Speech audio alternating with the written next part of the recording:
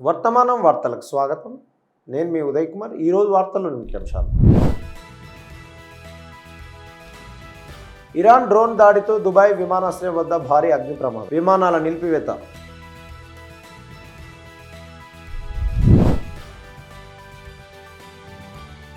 Cuttack medical కాలేజీలో అగ్ని ప్రమాదం, 10 మంది మృతి, 11 మందికి గాయాలు.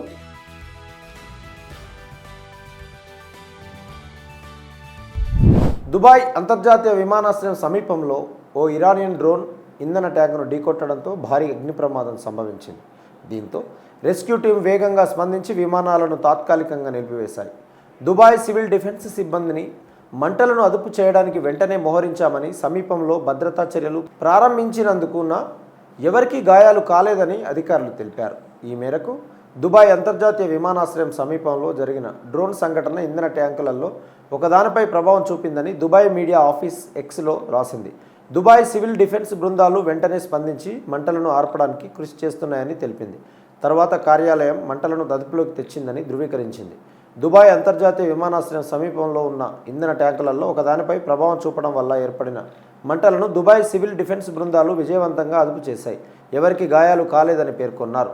అంతకుముందు దుబాయ్ సివిల్ డిఫెన్స్ నుండి అత్యవసర ప్రతిస్పందన బృందాలను వెంటనే మోహరించామని, ఎటువంటి గాయాలు నమోదు కాలేదని అధికారులు తెలిపారు.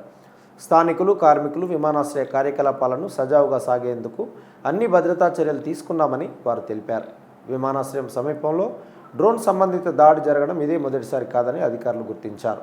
ఈ ప్రాంతంలో కీలకమైన మౌలిక సదుపాయాల భద్రతపై పెరుగుతున్న ఆందోళనలను ఇది నొక్కి చెబుతుంది. రెస్క్యూ టీమ్స్ తమ పనిని కొనసాగిస్తున్నందున అధికారిక వార్తలను అనుసరించాలని వారు ప్రజలను కోరారు.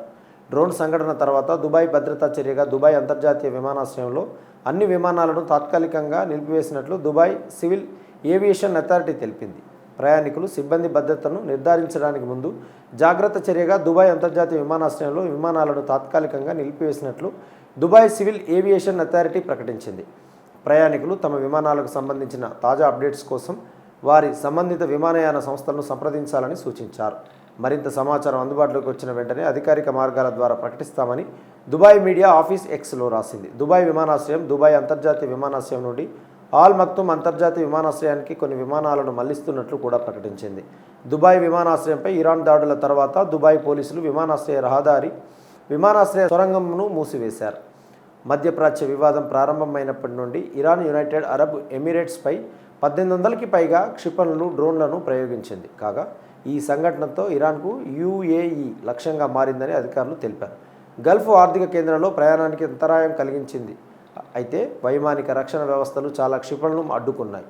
మరోవంక యుఎస్ ఇజ్రాయెల్ దాడుల్లో ఇరాన్ నాయకత్వాన్ని తాకిన తర్వాత గల్ఫ్ అంతటా విమానాశ్రయాలు, ఓడరేవులు, చమురు సౌకర్యాలతో సహా యుఎస్ ఆస్తులు, పౌర ప్రదేశాల్లో ఇరాన్ లక్ష్యంగా చేసుకుంది. కాగా వివాదం ప్రారంభమైనప్పటి నుండి దుబాయ్లో 6 మరణాలు సంభవించాయని యుఏఈ రక్షణ మంత్రిత్వ శాఖ తెలిపింది. వీరిలో 4 పౌరులు, 2 సైనిక సిబ్బంది ఉన్నారు. ఒడిశాలో ఘోర విషాదం సంభవించింది. కటక్ ఎస్సీబీ మెడికల్ కాలేజ్ ఆసుపత్రిలోని ఐసీయూలో ఈరోజు తెల్లవారుజామున జరిగిన భారీ అగ్ని ప్రమాదంలో కనీసం 10 మంది రోగులు మరణించారని, 11 మంది సిబ్బందికి గాయాలు అయ్యాయని ముఖ్యమంత్రి మోహన్ చరణ్ మొజీ తెలిపారు. కాగా ఈ తెల్లవారుజామున సుమారు 3 గంటల సమయంలో ట్రామా కేర్ విభాగంలోని మొదటి అంతస్తులో ఉన్న ఐసీయూలో ఒక్కసారిగా మంటలు అంటుకున్నాయి. షార్ట్ సర్క్యూట్ కారణంగానే ఈ అగ్ని ప్రమాదం జరిగి ఉండవచ్చని ప్రాథమికంగా భావిస్తున్నారు. మంటలు వేగంగా వ్యాపించడంతో పాటు దట్టమైన పొగ కమ్ముకోవడంతో ఐసీయూలో వెంటిలేటర్లపై ఉన్న రోగులు ఊపిరాడక మరణించారు. ట్రామా కేర్ పక్కనే ఉన్న ఐసీయూలో 23 మంది రోగులు ఉన్నారని, అగ్ని ప్రమాదంలో 7 రోగులు మరణించారని, మరో 3 తరలింపు సమయంలో కాలిన గాయాలు, ఊపిరాడక మరణించారని సీఎం చెప్పారు. ఈ సంఘటనలో మొత్తం 10 మంది రోగులు మరణించారు అని మొజీ విలేకరులతో అన్నారు. షార్ట్ సర్క్యూట్ వల్ల మంటలు చెలరేగానే ఆయన అన్నారు. ఈ విషయంపై న్యాయ విచారణకు ఆదేశించినట్లు ముఖ్యమంత్రి మొజీ ప్రకటించారు. ఈ విషయంపై విచారణ జరిపి వెంటనే తనకు నివేదించాలని డీజీ అగ్నిమాపక శాఖను కోరారు. అగ్నిమాపక శాఖ సిబ్బంది ఆసుపత్రికి చేరుకుని ఆపరేషన్ ప్రారంభించిన తర్వాత మంటలను ఆర్పారని అధికారి తెలిపారు. ఆసుపత్రి సిబ్బంది, పోలీసులు, రోగుల సహాయకులతో కలిసి అగ్నిమాపక శాఖ అధికారులు ఐసీయూలో చికిత్స పొందుతున్న రోగులను రక్షించి ఎస్సీబీ ఆసుపత్రిలోని ఇతర విభాగాలకు తరలించారు. ఆరోగ్య మంత్రి ముఖేష్ మహాలింగ్తో కలిసి మాజీ ఆసుపత్రిని సందర్శించి పరిస్థితిని సమీక్షించారు. చికిత్స పొందుతున్న రోగులను కూడా ఆయన పరామర్శించారు. గాయపడిన రోగులు, సిబ్బందికి సరైన చికిత్స అందించాలని సంబంధిత అధికారులను నేను ఆదేశించానని ఆయన అన్నారు. మృతులు 25 లక్షల ఎక్స్గ్రేషియా అగ్ని ప్రమాదంలో 10 మంది రోగులు మరణించడం పట్ల ప్రతిపక్ష నాయకుడు నవీన్ పట్నాయక్ విచారం వ్యక్తం చేశారు.